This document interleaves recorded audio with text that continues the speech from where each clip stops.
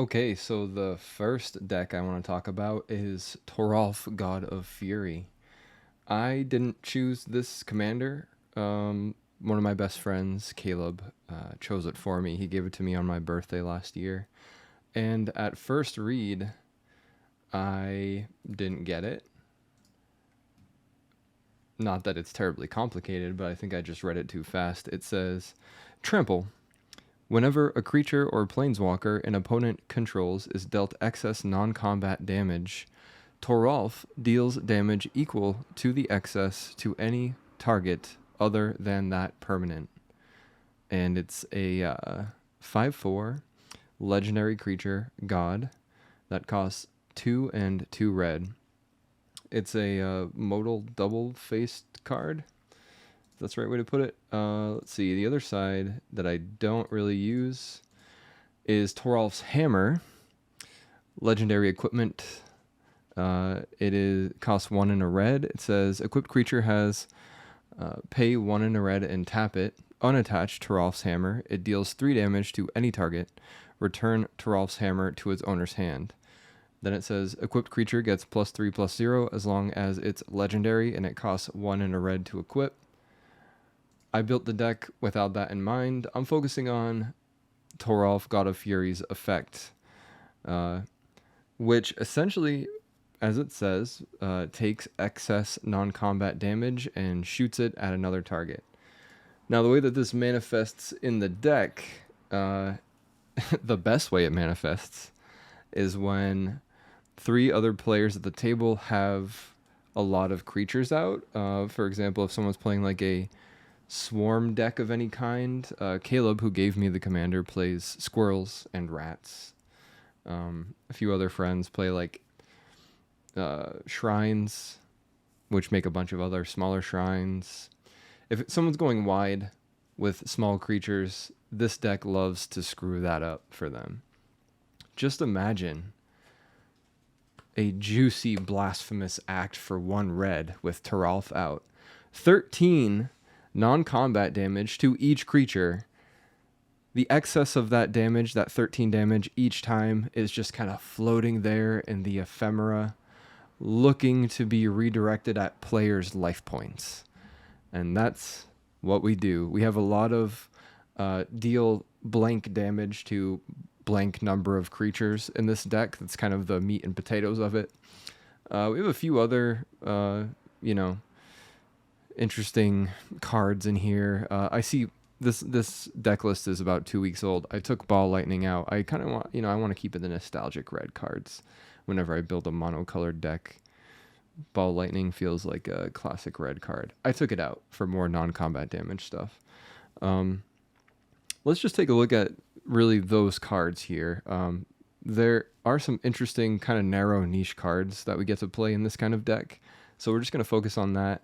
Jawari, the Earth Aflame, is one of them. We're using it for its channel cost. Of course, you can do both, but it's rather slow, aside from its channel cost. So it says pay X of any color and 3 red and discard Jawari. Jawari deals X damage to each creature without flying. So if you have a bunch of mana, if you make infinite mana or something with some of the combos in this deck, you can pay 1 billion and 3 red to deal 1 billion damage to each creature without flying. And then with Toralf out, that's going to go to players' life points and kill them, of course. Ryusei, the Falling Star, slower, not super fast, which is another way to say slower, forgive me. Not super effective either, but fits the niche. We play like a sort of like turbo battle cruiser meta at our table, so we're not trying to go CEDH, combo off, win very quickly. We're, trying to keep the games like snappy, but Ryusei kind of fits into that like medium pace, I would say, if that makes sense. It's got to, kind of wait for someone else to deal with it. They kill it. 5 damage to each creature isn't really enough to win the game either, but you never know.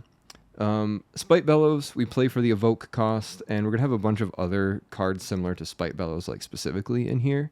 When you pay its evoke cost, it deals 6 damage to target creature. So that overflow, let's say you target a 2/2, you deal 6 damage to it. You have 4 damage floating, can go at any target. You can hit another 1/1, then you have 3 damage floating, and then you can hit other things.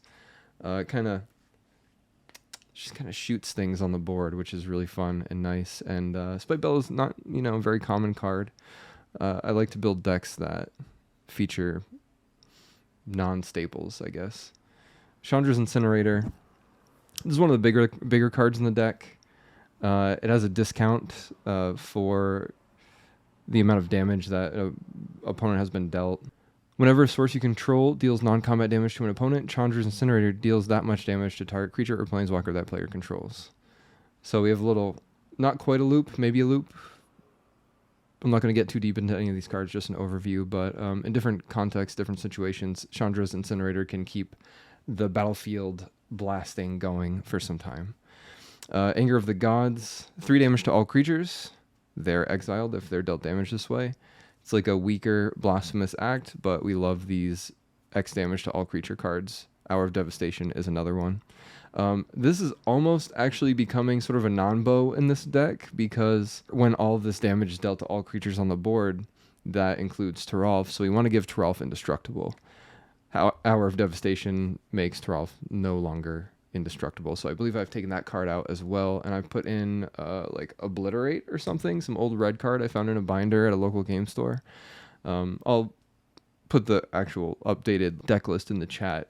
Majority of the deck is the same, just a couple of these smaller cards can be changed out.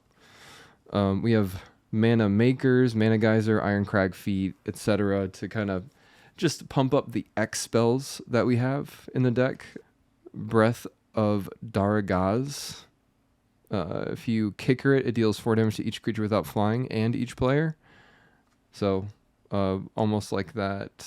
There's a Sorcery Storm something or other card, deals 4 damage to all creatures and planeswalkers.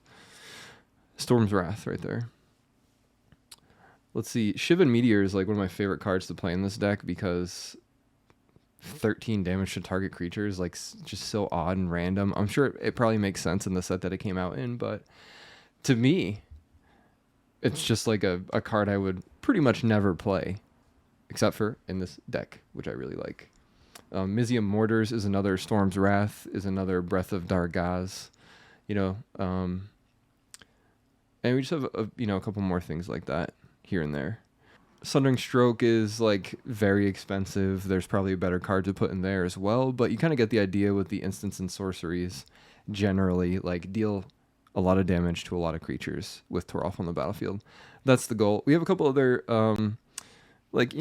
red likes to destroy artifacts, so we'll put a couple cards like that in here. We got some draw power, not too much. Let's see, any other unique bits here. Mind Collapse is pretty fun to play. Can come out for free. We're only playing Mountain, so that's good. Tarfire. I just like the art on this one. Tribal Instant Goblin. It's a shock, essentially. Deals 2 damage to target creature or player. Doesn't hit planeswalkers. I think I also took out Wizard's Lightning. Witch Stalker is...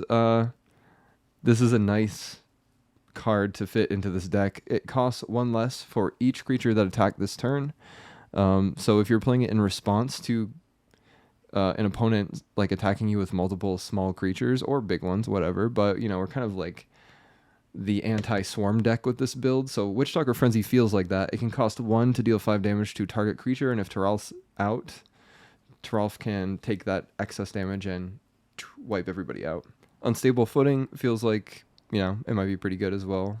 Instant Speed, 5 damage to target player. Oh. And if you kicker it, damage can't be prevented. What else we got? Hammer of Nizan gives Toralf indestructible. I'm sure there are other artifacts out there, maybe even enchantments that give a creature indestructible. I don't have them in here because this is like literally, these cards are the cards that I own in paper. I have the paper deck right here, so I'm not just like building stuff that nobody can afford. I think that on that note, the deck is $182, which is like very, I would say, inexpensive. You can even probably drop that price even lower. You know, Commander's Plate, $35 card, not essential to this deck. I just have it, so I put it in there. If you have better artifacts, better spells in general that cost less, put them in, you know? Well, let's look at the price of a couple other cards. Like Chandra's Ignition, you can take that out. Stormkiln Artist, it's actually pretty good. I have, you know, Dragon Mage in here because we don't have a lot of draw power, so a wheel is nice. Balefire Dragon, very expensive, $14 card. It's good, it's slow. You know, I think the ideal version of this deck is haste creatures, if any exist in that capacity, or just more cards like Blasphemous Act and ways to protect Toralf. So obviously feel free to change this. Burgi, extremely expensive. Well, extremely expensive. I mean, compared to the rest of the cards. Magus of the Moon you could take out of there. Non-basic lands or mountains. I guess you could build like a stacks version of this deck if you wanted to, which would kind of compensate for the lack of counter spells, protection spells, whatnot. If you want to do that, Magus of the Moon, Blood Moon work pretty well as Artifact Destruction. Let's see what else we got. Smoke is a really funny card. I've always, you know, I've had it. I found it in a bulk bin. I want to play it. It feels like it fits here because we don't really have a lot of creatures that are attacking. It's really Dragon Mage and Balefire Dragon. Maybe Ryusei. That's probably it, though. I mean, Toralf can swing, but Smoke says, anyway, each player can only untap one creature during his or her untap phase. 2 red, and it's an enchantment, and it does that. So it's a pretty, I would say, pretty strong stacks card. Might make you a target, though, so be careful. We're making treasures with Spiteful Banditry and Stormkiln Artist here because we want to, as I said, pump more mana into the X cards. There might be a build of this deck that has no X cards. Your choice.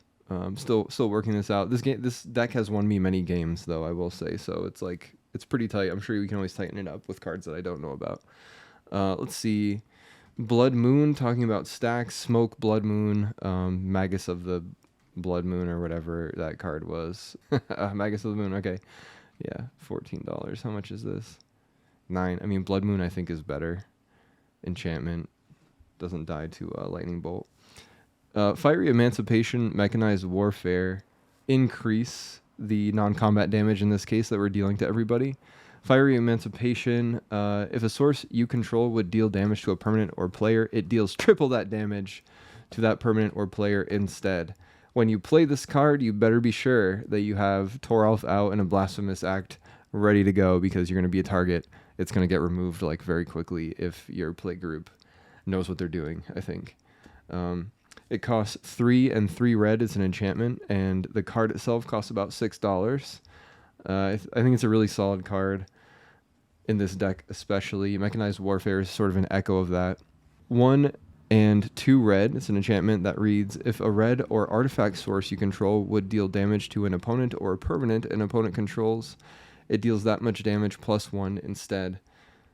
So that adds up when you wipe the board. So let's say there are 15 creatures on the board, you get an extra 15 damage potentially, depending on how the math works out, if not more.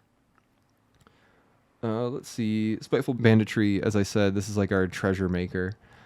First of all, when it comes out, this is a really good card, enchantment. When it comes out, it deals X damage to each creature, and the X is found in its mana cost. It costs X and 2 red to play. So already, that's very good. Very, very strong card. Then it says, whenever one or more creatures your opponents control die, you create a treasure token. This ability triggers only once each turn. So it would be gorgeous, beautiful, mwah, chef's kiss if it was like a treasure token for each card that died, each creature. But that's not the case. It's just when once per turn, whenever a creature an opponent controls dies, you make a treasure. But you can, if you have instant speeds like Shock, Lightning Bolt, whatever, you can just kind of give yourself some more mana as they take their turns by sniping their mana dorks or whatever. So I put it in here because I think it has a lot of potential. What else we got? Den of the Bugbear. I figured I would put it in there. I don't think it has anything to do with this deck in particular. Let's see. Yep, Mines of Moria is more treasure making. And we don't have a lot of flashback. If I could afford Underworld Breach at this time, I would buy it, but I think it's like $16. So we're not doing much with the graveyard. Might as well exile some cards from it to make more treasure to play more cards that cost X. We have some man lands in here just because we don't have a lot of creatures. That's what Den of the Bugbear is for as well. Mishra's Factory becomes a creature if you pay mana. And then mountains. Nice and simple. Keeps the deck cost low. Fun deck to play. Yeah, highly recommend it. One of my favorite decks. It's not terribly complicated, so if you're like kind of at the beginning or the end of the night, if you're warming up or cooling down after some intense games, this is a good deck to play to just kind of take it easy, you know, chill with your friends and kill a bunch of swarmy nonsense. If you have any suggestions for the deck, I'm always open to that. Of course, this is not the tightest, like most exhaustive list of how this deck could be built most optimally.